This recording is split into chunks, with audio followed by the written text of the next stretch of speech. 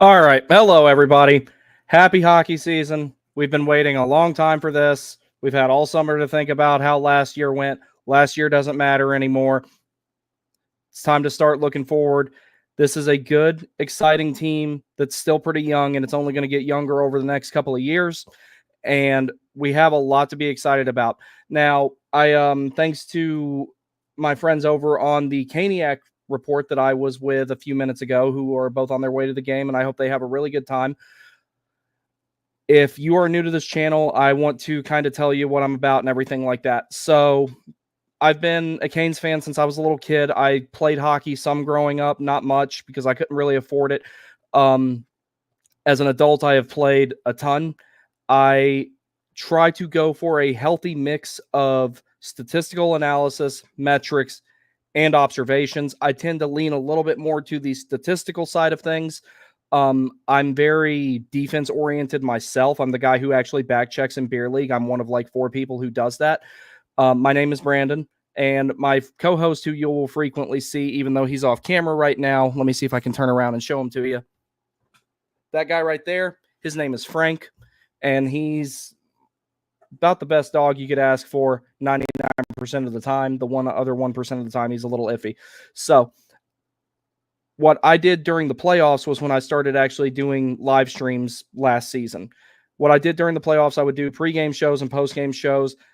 I plan on them becoming a little bit more elaborate, a little bit more detailed, and having more visuals and more graphics to explain the things that I'm talking about. So that way I myself and you, the viewer, can reference the subject matter which I'm referring to, and it also helps to explain why I come to some of the conclusions that I come to. One of the things you're going to get very familiar with hearing me say, if you're new here, is that Shane Gostisbehere is better than Brady Shea, in my opinion, and when I get to make that live stream, you will see why. Another thing is, if you're new here, you'll also find out I'm very interactive. I love to talk to people about stuff, and I always welcome disagreement because I'm not always right about things. But I do my best to come to conclusions based on critical thought as much as humanly possible. And I am really, really excited about the season, not so much from a standpoint of I think the Hurricanes are going to win the Cup, because I don't. I will explain why I don't think that over the course of the show, but I do think that we have a lot of good, exciting, young talent that's coming up, and I think that the front office, in a very quick turnaround, considering it was a little bit of turmoil with Don Waddell leaving and everything like that, they did an excellent job replacing Brett Pesce and Brady Shea with a defensive pair that I think is going to score more.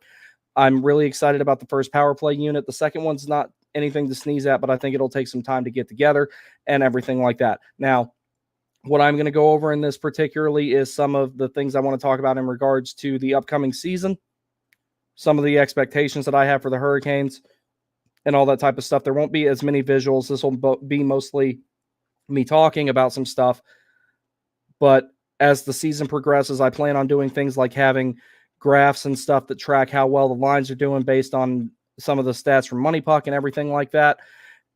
And I think that this is going to be a good team to watch. It's going to be fun. I think that they will at least make the second round. I'm also expecting a first round matchup with New Jersey. I'm expecting the Hurricanes to be third in the Metro with roughly 102, maybe 104 points. We'll see how it all shakes out. That's just my personal predictions on the matter. So we're starting to get some comments in here already. Dylan Lynch, what's up, buddy? Our defense is better. I think it is too. And this defense now, and this is another thing a lot of people will hear me say a lot. The team we've had over the last 2 seasons is probably the best one that we've ever had. The team we're going to have 2 seasons from now will make this team look, it won't even be comparable how good the team that we're going to have is going to be, especially the defense. Once you have Morrow here, who I imagine will be on the right of Slavin, and Jalen Chatfield is got a good defensive partner to learn from with Dmitry Orlov, I think Chatfield is going to be the guy that's on the right of Nikishin, and he's going to allow him to really open up and play that high-risk, high-reward game. Additionally to that, while I'm thinking about it, if you're new here, there's 2 videos on this channel that I would highly implore you to watch. One is, they're both from really early on when I started, because I'm only about 1.5 years in on this now.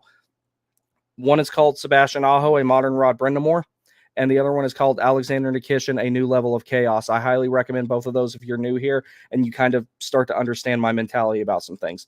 Please forgive me. I have had really bad allergies lately. I've been getting over this really bad cough occasionally. I will have to do that, but otherwise I'm good to go.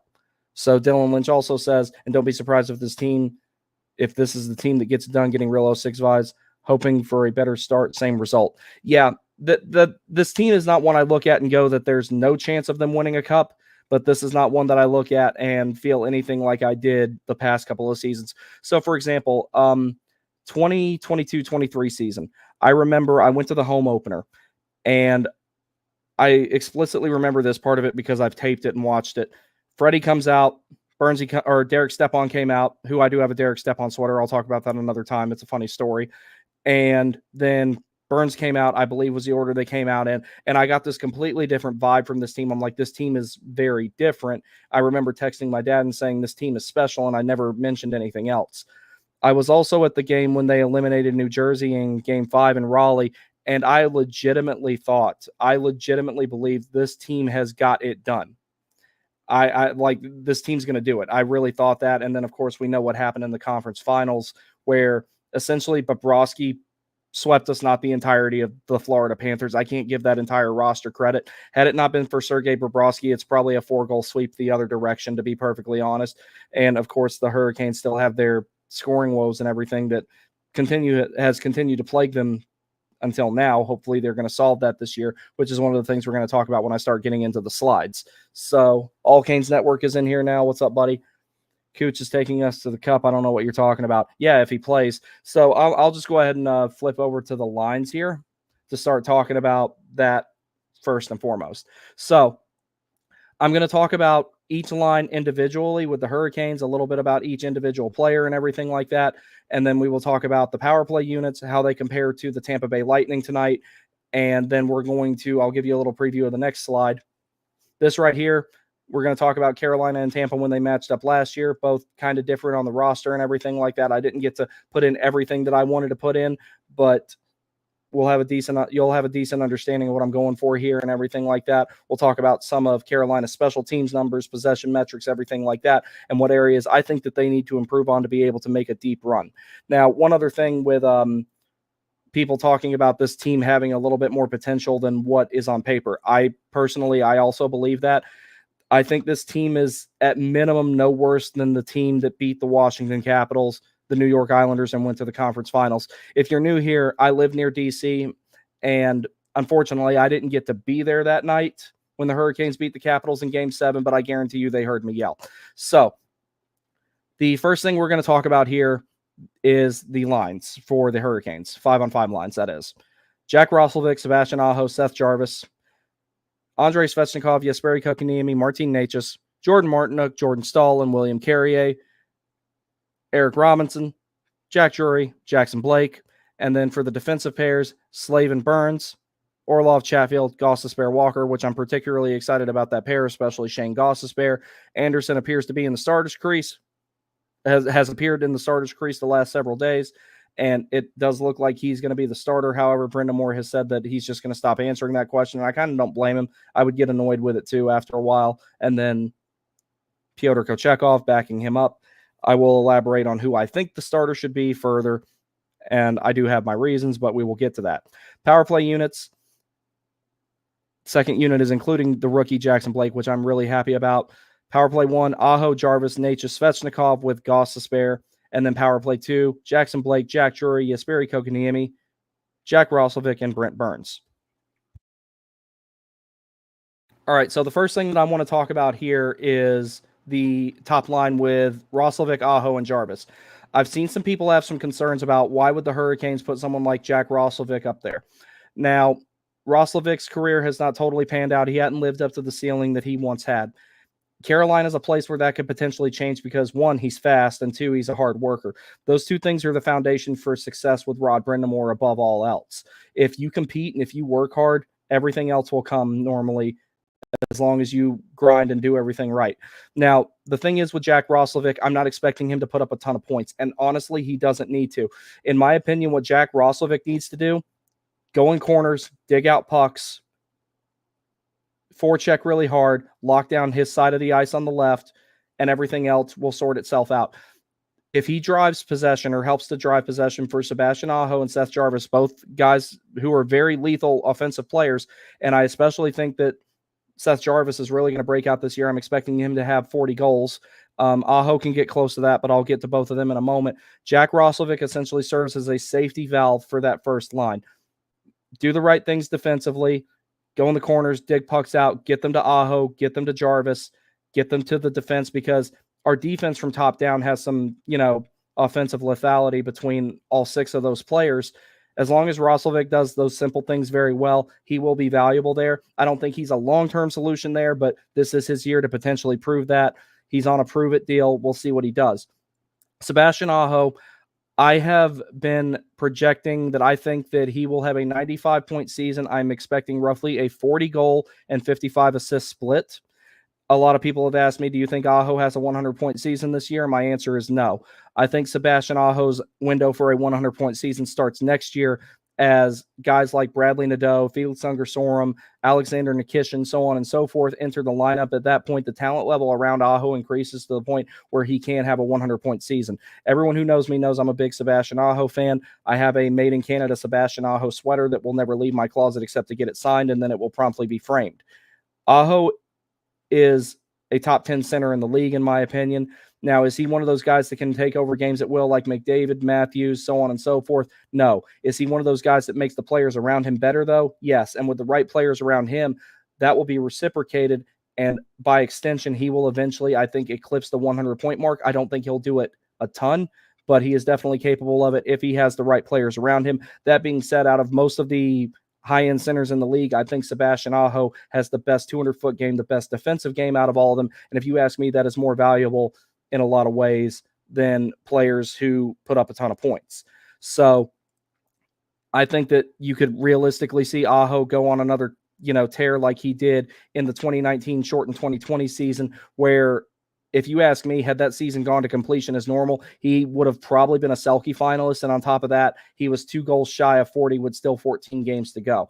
So now with the team that Aho has around him, and then even more so in the future, instead of it being him forcing turnovers and creating a ton of individual effort offense through defensive responsibility, he's going to do that, and he's going to find another gear as far as being a playmaker and being a puck distributor because of the guys around him. So he could hit 100. I personally don't see it happening. I'm expecting 40 goals, 55 assists. Seth Jarvis took a gigantic leap last season, and I'm expecting an even bigger one.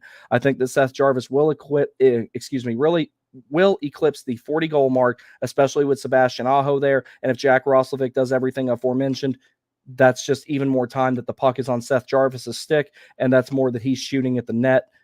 So I would say that Seth Jarvis can hit that 40-goal mark this year just based on that alone. It will be very dependent on how good Roslovic is, if he can take that next step, and if Aho can maintain and take a little bit further of a step himself. I think that both those things will happen. So as far as the point projections for Roslovic, I'm hoping for 60. That would be great. That would be the high end of it. At the low end, 45. I would be fine with that. Basically, as long as Roslovic, to put it in summary, if Roslovic locks down his side of the ice, not all too dissimilar from Teravainen in a way, except Roslovic plays a little bit more of a hard nose and speed game than Teravainen. Plus, he'll shoot the puck in more advantageous positions, unlike Teravainen at times, because that used to really annoy me about him. As long as Roslovic locks down his side of the ice, digs out pucks, he will rack up a ton of secondary assists more than anything. But as long as he does that, that line will succeed. Now, Jesperi Kotkaniemi, there's some question marks around him. I'm a really, really big Jesperi Kotkaniemi fan. I really like this kid. I hate that the season went the way it did for him. He had one or two small things go wrong after that hot start. He also concluded the season prior to that very well. He had a couple of things go wrong. It snowballed, and then it clearly affected his confidence. You can summarize that with that shot that he took against Semyon Varlamov in Game 4 against the Islanders. Highest probability scoring position, and Varlamov saved it in the lowest probability way, which was with the butt end of his stick, and that just kind of summarized how the whole year went for the kid. He's just got to do the little things right, start winning faceoffs again, defend with physicality, help generate breakouts, and then you let the natural possession abilities of players like Martin Necas and Andrei Svechnikov take over from there. As long as he locks down the middle of the ice, serves as a safety valve, not all too dissimilar from Roslovic, the points will come for him. Again, mostly with secondary assists, in my opinion. Andrei Svechnikov, I think, would benefit from playing on the right side of the ice, but that's more so a coaching decision than an Andrei Svechnikov decision. When I've looked at his heat maps and everything like that, it seems like Svechnikov has higher shooting percentages from the right side of the ice. He's a left-handed shot that appears to just play better on that side of the ice. I would like to see him over there more, and I think the same could be said of Natchez. Andrei Svechnikov is going to be much better this season because this time he's not coming off of rehabbing an injury. The season prior, when he came in, he didn't really train the season before. He was 100% focused on the ACL rehab. This time he had a legitimate offseason where he could train, and I think he's going to come in here and be better than ever. What does Svechnikov need to do more than anything? Stop taking dumb penalties. You're already on the list. You're already on the NHL referee terrorist watch list. Do your best to keep your stick down. Stop whacking people on the hands. Just focus on driving possession, using his frame to protect the puck, and using that lethal shot of his, and he'll be fine as well. Martin Necas, the future is still kind of uncertain with him. In the short term, we know he's going to be here and everything. But what it comes down to with Martin Necas, what you need out of him more than anything on that line is clean entries. Offense on that line will live and die and be centered around Martin Necas and how often he can carry the puck in. If he can carry the puck in and maintain possession of it, which we've seen him capable of doing before, that's more time that Andrei Svechnikov is getting to a better shooting position or crashing the net. That's more opportunity for Jesperi Kotkaniemi to drive up the middle of the ice and get to the front of the net and start getting those greasy goals, which I think would get him going again. So that's what I think about that. So we will take a break here for a moment, read some of the comments, and I'm going to get a sip of water because that was a lot of talking I just did. BTS, not the band, Yellow. Good to see you, buddy. BG, my boy, good to see you. Jumping on real quick. So what's up, bro fam? Let's fucking go Canes. I agree. Maverick, I like that name. As you can tell back there, my favorite movie is Top Gun. And I'll show you something else here in a minute, Maverick. I don't like you because you're dangerous. I think Roslovic has a chance to be a stud with Aho and Jarvis. Jarvis is 100% taking things to the next level this year. Absolutely. Roslovic, if you ask me, out of all the places Roslovic has been in his career, and I didn't know much about Jack Roslovic until he came to Carolina, and I started watching some video and doing some research. I think Jack Roslovic has a chance to fit in this system and fit on that line, and he's going to have the best opportunity he's had of his career thus far. So if he's gonna get a big contract of any sort, whether it be from Carolina or somewhere else, this is his chance to do it. This is a good rental, if you will, Roslovic is. So we'll see how it works out. But as long as he does the right things defensively, works hard in the corners and digs pucks out, because he's really good at using his body to protect the puck, that's that much more time that dynamic skaters like Aho and Jarvis are getting to the right spots to do the right things. Samuel Wallace from the Caniac Report. Good to see you, pal. Keep up the great work, Brandon. Thank you, and I appreciate you having me on the show just now. BTS says, I'm on top of the moon right now. Who doesn't love Orlov? Ha, ha, ha. Well, I like Dima. I really do. Out of all the people who played for the Caps, Dima, Kuznetsov were my favorites, and they've both been in Carolina now. So that's pretty cool. So the third line, if you have listened to Caniac sessions, particularly Griff and I talk about it, him and I had a disagreement in regards to who should be on the Martinook and Stahl line. I have said it extensively, but I'll go over it again one more time. I thought Jackson Blake should be there because Jackson Blake already has a natural scoring touch, and I think that he could learn to refine the defensive side of his game because he's got the compete level, he's got the speed, he's got the work ethic. If you put him with Martinook and Stahl, then he'll learn the little nuanced things he has to do to play a better defensive game. And then at that point, Jackson Blake becomes a much more dynamic player than he already is. And if that works out the way that I imagine that it would, which it probably wouldn't, but just hear me out. If it did work out that way, then Jordan Martinook, Jordan Stahl, and Jackson Blake, that becomes not only a shutdown line, but a shutdown line that chips in a little bit more offense. And having a guy with that type of offensive capability on a line that spends a lot of time forechecking, a lot of time eating up puck possession, and a lot of time in the offensive zone, especially at home, that gives you a really good opportunity to turn that line into a fourth scoring line / a shutdown line. That's just my opinion on that matter. And then vice versa, I think William Carrier being with Eric Robinson and Jack Drury would add a little bit more of a scoring punch to that. I think William Carrier is a pretty underrated player, actually, and he's going to provide an above average amount of depth scoring. We will see. I think that if he stays healthy, he could potentially get you somewhere between 18 and 20 goals. So that's what I believe. That's just what I would do. I think we'll see that combination at some point or another. But Griff had rational reasons as to why he would keep Carrier where he is as well. So it was a really, really good discussion. And if you want to vote in it, there's a poll over on the Caniac Sessions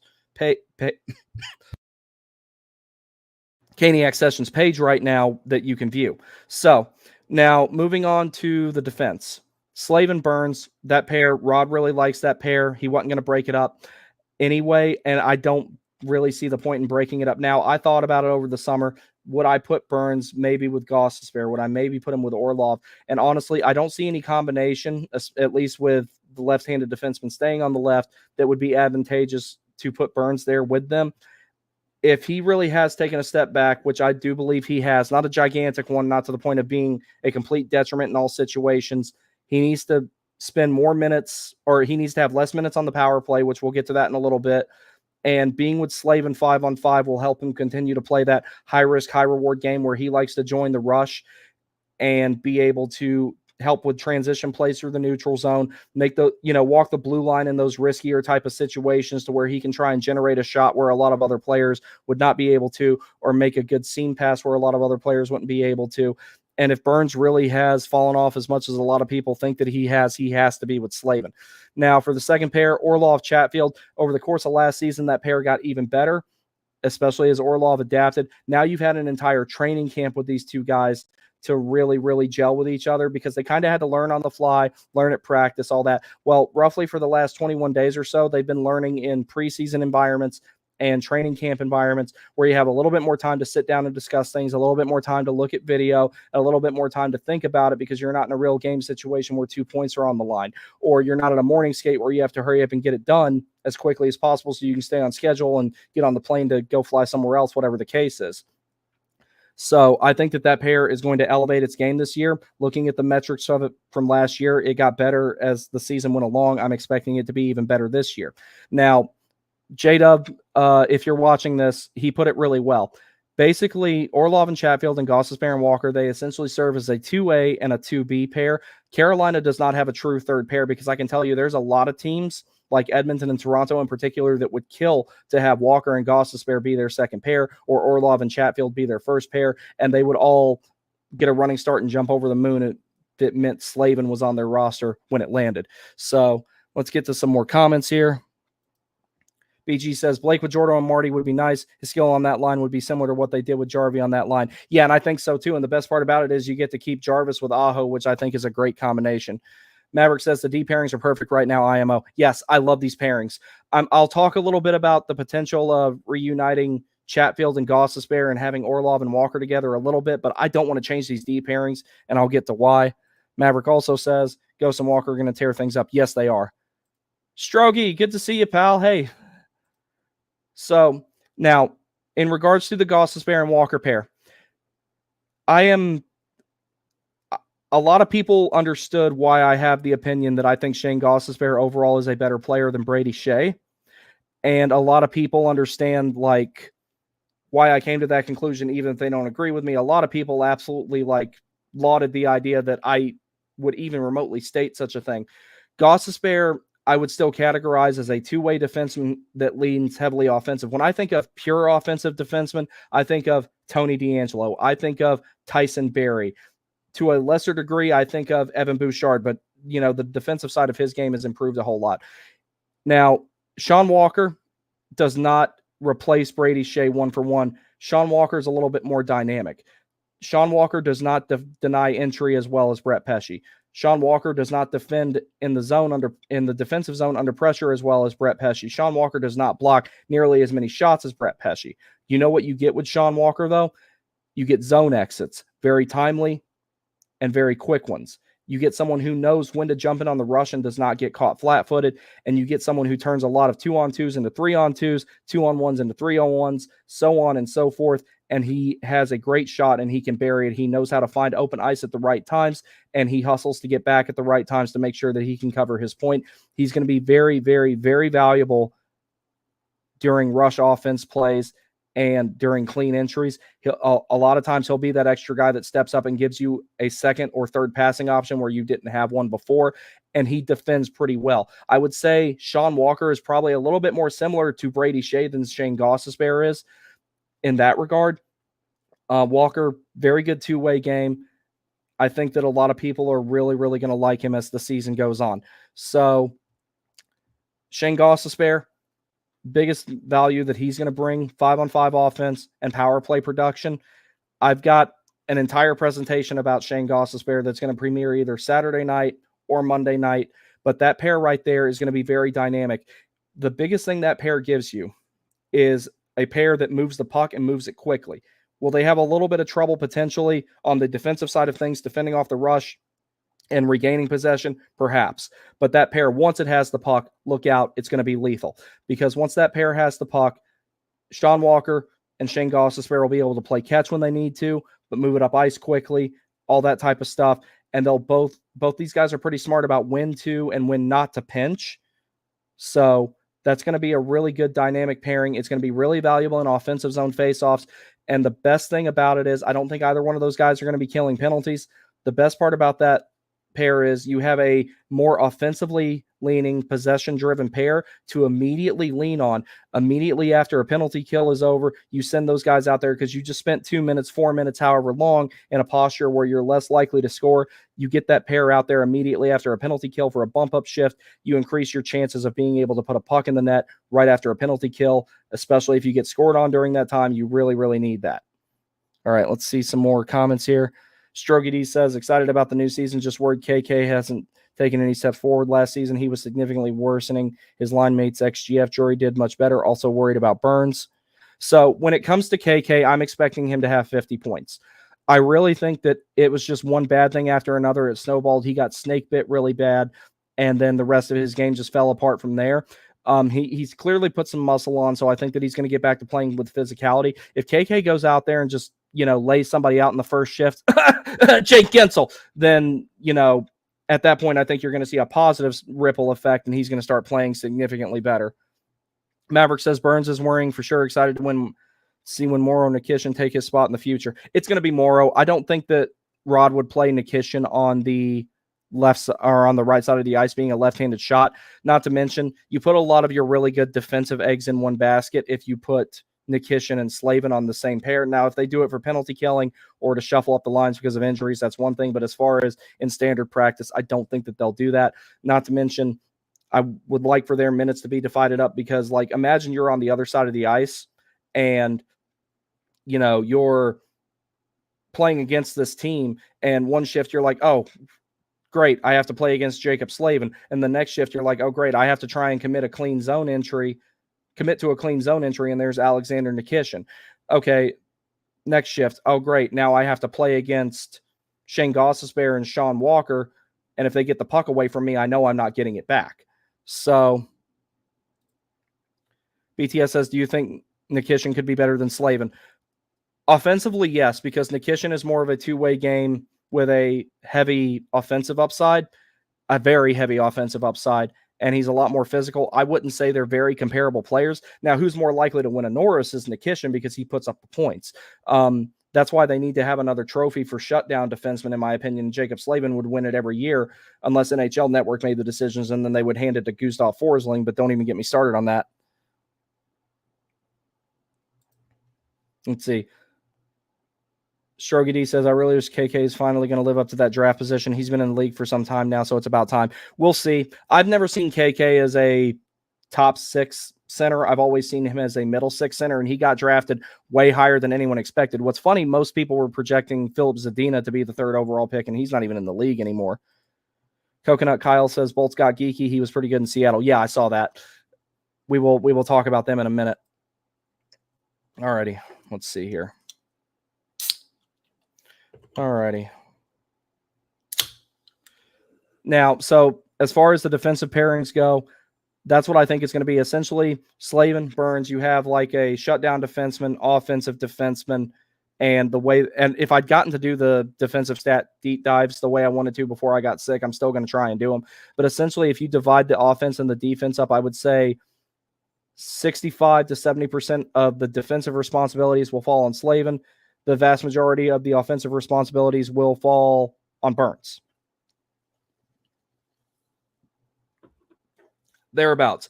People forget Slavin still puts up about 35 35 points a season, and he's never on the power play, which he doesn't need to have his minutes there anyway. He's capable of quarterbacking power play too, but we've got better options for the power play quarterbacks now. Orlov, Chatfield, same thing. I think that Orlov is going to be the guy who puts up the majority of the production from that line, and Chatfield's going to be the guy who's the safety valve that allows Orlov to be able to take those big risky shots that he takes that goes off the players or goes off of someone defending in the zone, goes off their shins and comes back out to the neutral zone. Chatfield is really fast, and he's really good at winning those foot races. He's really physical, and he commits to playing that really good defensive game. So a lot of times he'll deny transition before stuff like that becomes a problem. Goalies. I am of the mindset that I think that Pyotr Kochetkov should be starting 50-55 games. The rationale that I did here, and I believe it was Adam Gold that said it, Kochetkov starting Saturday night, if that game were still happening, would make a little bit more sense, because if you do think that Kochetkov is the better goalie, you want to have your better goalie not only start more games, but start more games on the road, because you don't have last change. Last change is incredibly beneficial to very defensively minded teams like the Hurricanes, but we'll see what happens. I'm expecting Anderson to start. I personally do not agree with it. I think it's time to start giving Kochetkov the reins for, if no other reason, you need to know what you have with him. So you need to figure out if you need to go get another goalie or not. Is Kochetkov the guy of the future? This is the season where I feel like you really, really need to start figuring it out. Now, talking about the power play units, I'm really, really happy with the first power play unit. Sebastian Aho, left-handed shot. Seth Jarvis, right-handed shot. Martin Necas, right-handed shot. Andrei Svechnikov, left-handed shot. Shane Gostisbehere, power play quarterback. Not really relevant what hand he shoots, but left-handed shot. One of the things that I felt like kind of was detrimental to the Hurricanes' top power play units was having, for the forwards at least, for the four forwards out there, you typically had 3 left-handed shots and 1 right-handed shot. Or, something like it wasn't an even distribution. When you have 2 left-handed shots and 2 right-handed shots, I feel like that gives you more opportunities to shoot in more advantageous high-danger positions. So that's why I would personally believe that this power play unit will work out better than before. And finally, Martin Necas is going to start getting power play one time, which is long overdue. He needs to stay on there, because if there's one thing Martin Necas is good for, it's driving offensive zone production. And that's one of the best things that you can have him out there for. Now, additionally, Andrei Svechnikov, have him in maybe a one-timing position at the top of the circle and everything, or at the top of the left circle, Aho at the top of the right circle, something like that. We'll see what they do with the power play units. I'm still a little bit worried about the power play, just because historically it's been a little bit of a problem for us. It's dried up at the wrong times last year, even though it had a really good percentage. I believe it was second in the league, if I remember correctly, from last year. That would be one thing, but we'll see. Power play 2, I'm not expecting this unit to score a lot. This is a good unit to put out there for the last 30 seconds of a power play. So that way, maybe you can get an extra greasy goal. Jackson Blake, right-handed shot. Jack Drury, left-handed shot. Jesperi Kotkaniemi, left-handed shot. Jack Roslovic, right-handed shot, with Burns quarterbacking it. So the way that I see that power play 1 is going to be a little bit more dynamic. I think that they're going to make a lot of good cross-ice seam passes. Gostisbehere has really good vision. There was something I was talking about when I was on Caniac Reports live stream just now. Over the last 3 seasons, Shane Gostisbehere has factored in on 148 of 152 on-ice goals, meaning he's had at least a secondary assist for every single goal that he's been on the ice for. That's going to come in handy on the power play for them. So it's going to be a little bit more dynamic. They're going to move the puck around a little bit more. They're going to set up more high-danger opportunities where they actually get clean looks and put pucks on net. The way I see Power Play 2 operating, at least at the outset, it's basically going to be give the puck to Burns, see if he can shoot it through traffic, crash the net, get those juicy rebounds, and try and get greasy goals. That's how I think Power Play 2 is going to work, at least to start, just based on the names on there. We will see what happens. So now, comparing this to Tampa's lineup tonight, we have the top line of Snake Gensel, Braden Point, Kucherov. That line right there is going to carry the majority of the offense for the Tampa Bay Lightning as far as the forwards are concerned. Martin Stahl and Carrier are going to see a lot of minutes against that line tonight. If they shut them down, if they hold that line to 1 goal, 5-on-5, I think that the Hurricanes will win this game. Second line is really good. Anthony Cirelli is actually one of my favorite non-Hurricanes. I absolutely love this guy's game. And I'm glad to see that he's, getting an opportunity to play up the lineup now, because for a long time he was on the Bolts third line when they were really, really stacked. And I think he's just that good. That line has a lot of speed and a lot of grit in between all three of them, but they're also really talented at the same time. Between Anthony Cirelli, Brandon Hagel, and Nick Paul, that line is going to be annoying to deal with. That line is not all too dissimilar. Let me put it this way. That line is like if the KK's Svechnikov and Natchez line works out really well, that's the type of results you're going to get from that line. So I will see who they match up with a whole lot tonight. Then on the third line, Cam Atkinson, that's Connor Geeky, I believe, not Morgan Geeky. Forgive me if I'm wrong. And Mikey Asamont or Connor Sheary. And then the last line, Zemgus Girgensons, Luke Glendening, and Chafee. So I will say this. I think that Carolina has the depth advantage here. If I'm comparing just the first lines, Tampa has the advantage there. If I'm comparing just the second lines, it depends on if the KK Natchez Svechnikov line can really match the level of the expectations, but I'm giving their second line a little bit of an advantage there too. Cam Atkinson, Connor Geeky, and Mikey Asamont. I'm taking Carolina's third line, regardless of whether you have Carrier or Blake there. I'm taking that line over that any day. Fourth line, Robinson, Drury, and Blake versus Girgensons, Glendening, and Chafee. I'm going to tell you right now, I think our fourth line is better than that one. So as far as the overall forward depth goes, Carolina has the advantage there. And as long as the top six of Tampa does not contribute too much, and the Martin Stahl and Carrier line in particular can shut those guys down, particularly the top line, Carolina will win this game. Now, going on to the defense, Carolina, I feel, has a very definitive advantage here. Victor Hedman and Moser, Ryan McDonough and Cernak, Lilleberg and Perbix, and Radish. I think they said something about Radish going to be in the lineup. Short version is Tampa, this defense is just not as good as Carolina's, at least on paper and everything. Carolina should absolutely demolish their defense if they forecheck hard enough and force them to turn the puck over in the defensive zone, deny their ability to exit the zone, deny transition. Carolina can shut these guys down. However, Hedman and McDonough in particular, you can probably see them factoring in on the score sheet. So what it comes down to is get pucks in behind their defense. If you can't get a clean entry and wear them down, Carolina has the advantage on the blue line here, in my opinion. So going on to the power play units, this is where I feel like Tampa also has a little bit of an advantage, and the penalty killing is going to have to come up big for Carolina here in a couple of situations this game. So you have Victor Hedman, Radish, Nikita Kucherov, Braden Point, Jake Gensel. That first power play unit is, on paper, I would say, a little bit better than Carolina's first power play unit. But Carolina's got the advantage in the penalty killing here, so we will see how that works out. I would say that if you hold Tampa's first power play unit off the board, the second power play unit isn't going to do much. Now, I will say their second power play unit, I believe that is better than Carolina's second power play unit. If this game were played 3 months from now, that might not be the case, but right now we don't really know a whole lot about how power play 2 is going to work out, but their power play 2 looks pretty solid. I expect them to have an advantage there. So overall special teams percentages, because I look at special teams as an overall thing. So, for example, I combine power play and penalty kills, and then I do that on a scale of 0 to 200, because having a net positive in special teams overall is more important than having it in just one category, be it power play or penalty kill, in my opinion. So we'll see how that goes. Overall, special teams advantage to Carolina, just strictly based on the penalty killing.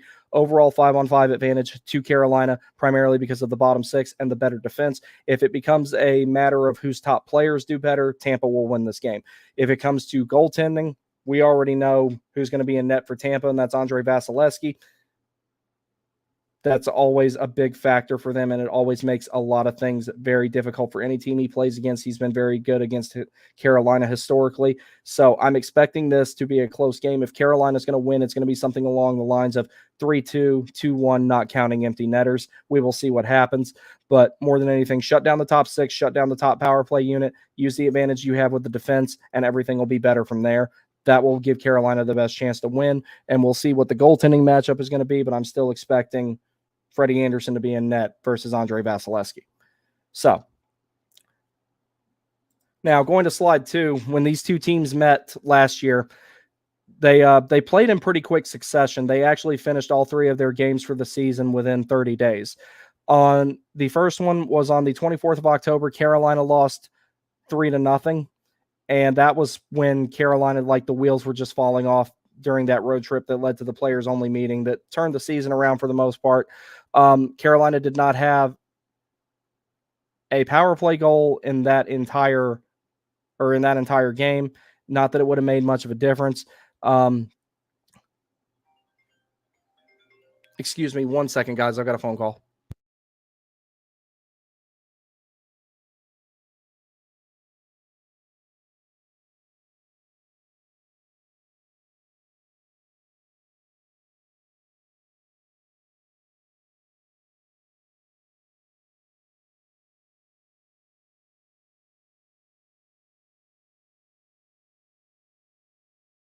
Sorry about that. I got a friend coming over to watch the game tonight. So here's the next thing. Then Carolina won the second game in Tampa 4-0. And then lastly, Carolina got absolutely destroyed in the final game of the season on the 24th of November in 2023. And it was just bad. That whole stretch of time was bad for Carolina. So we'll get to some of the comments here, and then we're going to start talking about some more big picture items here. Let me see. I'm trying to wait, how far? Okay, there we go. That's the one. Is that a sip of the death drink? No, this is not the liquid death. This is actually Wegmans sparkling water, which I like a lot, especially the black cherry vanilla one, because it tastes like cherry Coke, but doesn't have all the bad like soda stuff for you. I haven't actually drank a soda in years unless it's had Crown Royal in it, and I don't do that very often anymore either. Let's see. Coconut Kyle says was a little ticked off. He got drafted away from us. Yeah, I think that's Connor Geeky, though, not Morgan Geeky. I mean, if I remember correctly. I haven't had a chance to keep up with everything as much as I've wanted to, but we'll see. Maverick says KK should be a third or fourth line center. IMO really wish we had a better 2C to work with Spetch and Nate. I think that the long-term plan, and I was talking about this on Kenny X Sessions the other day, I think that if all signs right now point to Felix Unger-Soren being converted to center and being Sebastian Aho 2.0. If that's the case, then KK is going to be the third line center, and I think that that's the perfect role for him. I really do. He's physical. He defends well when he's playing well, and at that point, you'll consistently probably see 40-point seasons out of him, because if the pressure's off, because most of the kids' problems are mental. Like, it's not like he's out there only doing cardio. He's not doing a Pierre-Luc Dubois impression every time he plays. I just think that he has to get back to doing the little things well, and then the points will come. But I would love to see him in a third line role with a couple, like, imagine a few years from now, maybe it's, I don't know, Jesperi Kotkaniemi with Jordan Martinook and Jackson Blake for a line, for example. Or if you want to think of a more physical winger, Gleb Trikazov. That line would destroy people with physicality and chip in a good amount of offense in theory. That's the role I want to see KK have in the future. But for right now, he is ultimately our best bet at second line center. I know a lot of people like Drury. I do too. I just personally think that we've seen Jack Drury's ceiling. He is what he is. KK, we saw flashes of his actual ceiling, and then the ceiling caved in. We'll see what he does this season. I'm expecting 50 points from the kid. I'm not giving up on him just yet. That's just me. But I see KK as a middle six center with an offensive upside. I kind of always have. Strogy D says Svetch and Nate just need to be around point per game, and they need a good C to be able to do that. Support in the middle is key. Fingers crossed. Yeah, I can safely say this. If they combine for, say, 70, 75, or I'm sorry, have 75 points apiece, Natchez and Svechnikov, and they stay with KK all season, KK maybe won't rack up a ton of points, or maybe if he does, it'll be all secondary assists. If he gets goals, they'll probably all be greasy ones. But at that point, you can say that he did his job. He locked down the middle of the ice, and he allowed those guys that are very dynamic offensive players let their natural scoring abilities take over. At that point, you could assume that KK pretty much did his job. BTS says, I know that this is a small thing, but I hate Ghost's new number. It's so ugly with his long name. I don't like his new number either. He took 4, I'm guessing, since Spencer Martin has 41, because I'm getting a Gostisbehere sweater. I'm going to get one more 25th. I've got 2 of them. That's my Slavin one back there. My Aho one's in the closet. I'm going to get a Gostisbehere one with 41 on it, because I like having sweaters that not a whole lot of other people have. I have a feeling I'm the only guy with a Derek Stepan reverse retro, and I'm going to be the only guy with a Shane Goss spare 25th anniversary. Let's see. Coconut Kyle says, RBA says, don't ask. I know nothing. Yeah, he said that to, I think it was Walt Ruff today, said he wasn't going to answer that anymore going forward. And I kind of understand it. It's like, it's the same annoying, repetitive questions all over again. I can sympathize with, even if I don't agree with the decision of which goalie he puts in, I can also understand why he's getting tired of Groundhog Day with asking. Let's see. Maverick says, PK should be 40 to 60 over Anderson, especially early in the season. Yeah, I think 55 starts or so, and keep Freddie's starts at home as much as possible so he can benefit from last change so we get the matchups that we want. Daraj Ozul, what's up, pal? I haven't seen you in a while. How's it going, bud? Let's freaking go. Can't wait to see how this all plays out. Yeah, this is going to be exciting. Let's just have fun. Let's not worry about this, oh, it has to be the year or it's going to get blown up. No, good decisions were made, and here we are. So, what up? Good to see you, Frank. We have that Frank and that Frank laying over there on the ground. He's he's soaking up the fan because it's still a little warm up here. Excited to see this new crew. Literally been watching Carrier hit kids last hour. Yeah, no, this will be good. Maverick says Ungersorn would be a great 2C when he gets some more bulk. Excited to see him when he makes the roster. That's his biggest issue right now. When he played against Florida in the one preseason game, I got to sit down and watch. He got tossed around. Like, he got absolutely ragdolled. All right, so we're coming up on an hour here, so I'm going to go ahead and get into the next stuff here. So looking at where Carolina averages at overall with some stuff. Now, we'll also talk about some of the comparisons here to Tampa. I already talked about it during the line discussion a little bit, where I feel like the Hurricanes need to be a little bit better to be able to win the game tonight. Now, Carolina last year, I'm not expecting this type of record this year. 53 wins, 23 losses, 7 overtime losses for 111 points. If they had won half the games in October that they probably should have, then they would have won the President's Trophy. So that's the one thing to consider. They did have a 677 points percentage, which if they hang out above 650 this year, I'll be really happy with that. That'll be more than enough to make the playoffs and be in a decent spot. Goals 277 to 211. So it's goal differential of 66. I would like to see that start going up in the future. I'm not expecting that this year. Goals for per game. This is one I really, really, really want to highlight. 3.38. With the talent that we have that we had on that team last year and the talent that we're going to have coming up next season, I would like for that to get to about 3.5 or greater. Now, do the Hurricanes need to match like the league average or higher, which wasn't displayed on this for some reason? It needs to be close, I think, for them to really talk about competing for a cup. At least 3.5 or higher. Goals against per game, 2.57. That is really good. It would be great if it went down, but honestly, if you're holding your opponents to less than 2, you're winning a lot of games. So, power play percentage. Carolina ultimately finished with 26.91. Power play 1 this year, if it comes through, they can get that up a little bit higher, maybe to about 28.5 or 29. I would love to see that, but it's going to be heavily reliant on how well power play 1 does. If they do as well as I'm projecting them to do, that becomes a distinct possibility. And if power play 2 is good, just good enough to get some greasy goals here and there, then that really becomes a distinct possibility.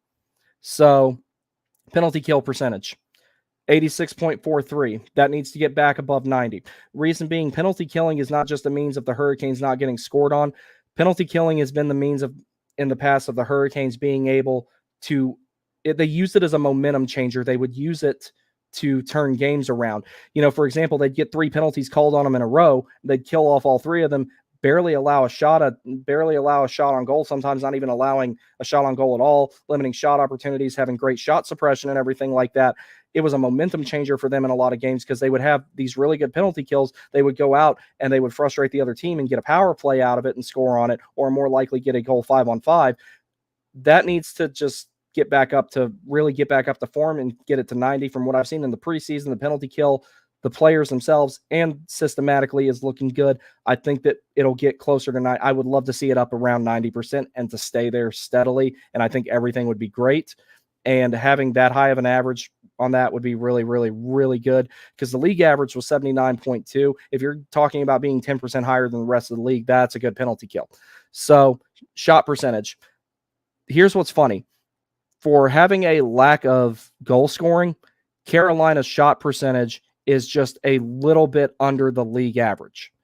If that goes up to, say, 11, I think you see Carolina start averaging closer to 4 goals a game as opposed to 3.3. I think at that point they get up to 3.5, 3.75. Shot attempts. What's funny is Carolina, it surprises me they're this low on shot attempts, and that's blocks plus misses, considering that they're volume shooters.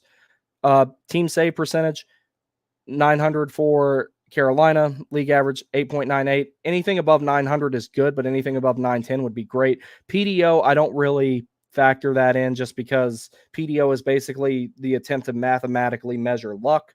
Now, when we're getting into the advanced metrics here, this is one of the funny things about it. Corsi, 60.1. That is excellent. Expected goals for, higher than league average. Expected goals against, lower than league average. And actual, 169 to, or I'm sorry, I forgot what that one means. Forgive me, I'll cover that another time.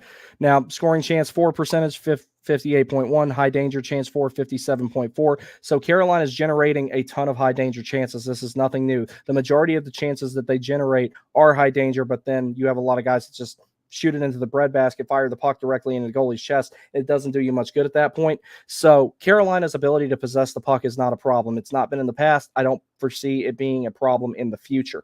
Where I do see a problem is why they're not finishing on chances, and that's been the million-dollar question with this team. I think one of the guys they brought in that's going to help with that is Gostisbehere, because of his ability to open up penalty killing formations, and he can make defenders do stupid stuff 5-on-5. That's going to be part of it, and part of it's going to be the forwards gelling really well, and when they generate these high-danger opportunities, generating a lot of these rebounds and finishing on them in places they weren't before. That was part of the rationale, I think, of bringing Bunting in. You have all these shots going on net. None of them are going in. You have to be able to get there and clean up those juicy rebounds and put the puck in the net on second effort plays. That's where I think the KK, Natchez, and Svechnikov line really can shine. They can be a line that gets a lot of dirty, greasy goals, but also has 3 very skilled players on it at the same time. So as far as Tampa measures up to Carolina and all those things, power play, let's see where to go. Power play percentage, Tampa had a little bit of an edge last year in 28.63. They lost Stamkos, but they did add Gensel. I can see that being about the same, probably a little bit higher. Penalty kill percentage, 83.33. That you could potentially, even though they have the better power play, Carolina's power play could match up better against Tampa's penalty kill, particularly with the defensemen that they're going to be using. And shot percentage of 12. And they also managed to score 288 goals, which is a little bit more than the Hurricanes, with a slightly higher shot percentage. And that's what I'm talking about for the Hurricanes over the course of the season. Higher shot percentages, more goals, converting more on those high danger chances, and the Hurricanes will be fine. All righty. So I'm going to get through the rest of the comments here, and then I'm going to get ready to call it a day, because I am going to be eating burgers here shortly, and I don't want to keep my friend waiting and all that type of stuff, because I'm happy him and I haven't got to hang out a whole lot lately, so I'm glad he's here. All righty. Maverick says Unger Storm would be a great 2C when he gets some more bulk. Oh, wait, no, I think I already read that one. My bad. Dylan Bollinger, good to see you, pal. Hope everything's going well with you after the storm and all that. I don't think I've been this more excited, curious, and nervous for an opening night in a long time. Yeah, this is one of those teams where just have fun. Look forward to seeing the younger kids, because next year, seeing that defense with Morrow and Nikishin in particular, I am super excited about that. I'm really excited about our third pair. We're going to be fine. Anything past a second round, anything past a late second round exit, so losing a second round in 6 or 7 games, anything past that, if you ask me, is a bonus. That being said, this team can get hot. Like, this team can be in first or second in the Metro, and they decide, hey, let's go out and get us a rental at the deadline. That's part of the rationale, I think, for them not wanting to put Fost on LTIR, so that they can accumulate or accrue more cap space, accumulate it, and use it later. Because there's 2 big name free agents that I would love to see in Carolina, even though I'm 99% sure the first one I'm going to mention is not going to hit free agency. I would like Mikko Rantanen to be a Hurricane. I think that you saw how good of a fit Gensel was with Aho. Get Mikko Rantanen on that line, and you will see something astronomically better. But I don't think he's going to hit free agency. I'm 99% sure Colorado will get him signed. That won't be a problem for them. Who I am interested to see maybe hit free agency and come to the Hurricanes, who I think would be a perfect fit. And if you've watched this channel before, you know I've mentioned him before, Nikolai Ehlers. If Nikolai Ehlers hits free agency, Carolina should go get him. I really believe that. And Ehlers is one of those guys you can move him up and down the lineup, but I really think that he would be a good fit with Aho as well. So that's what I imagine. I can smell the burgers. I'm going to get these last two comments and get out of here.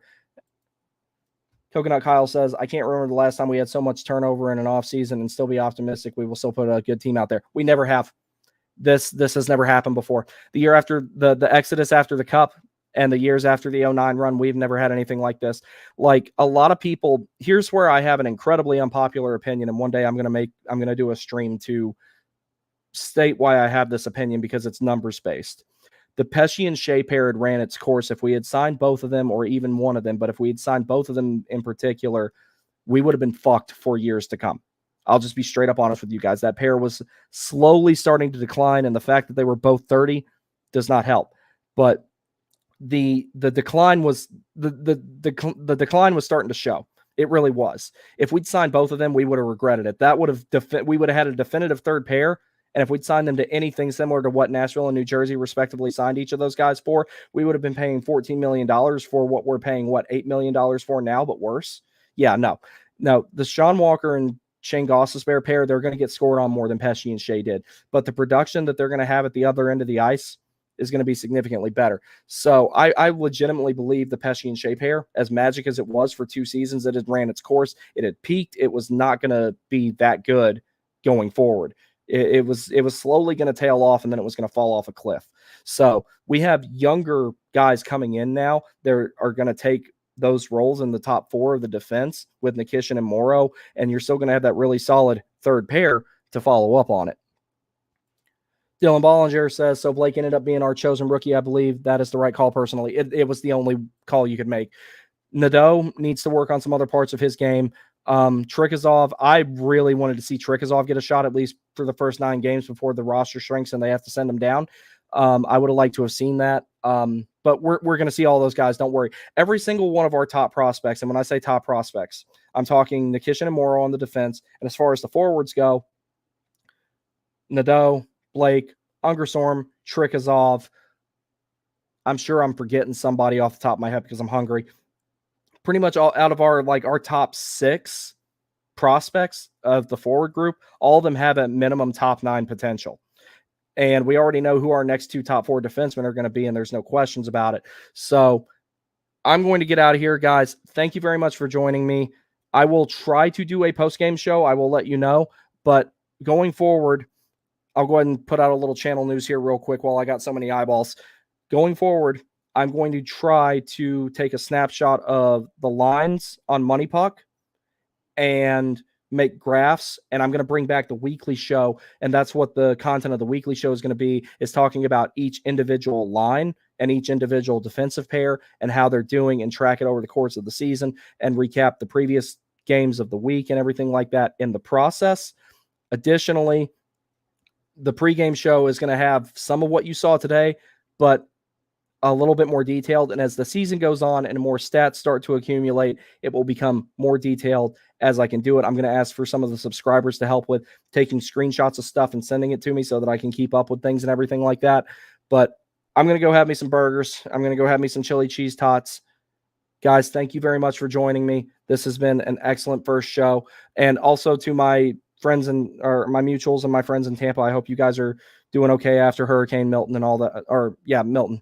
There's been so many this year, it's hard to keep up with. Hope you guys are doing okay after Hurricane Milton. And I swear to God, because I already know somebody's going to try and say this, I swear to God, Landfall Hour was something I already planned to call this show. This has nothing to do with what happened to you guys. Because I grew up in North Carolina. I dealt with all kinds of hurricanes fucking me over. The real ones and the ones on the ice that went into the playoff drought for 9 years. So you guys have fun. Y'all take care. I will see you next time.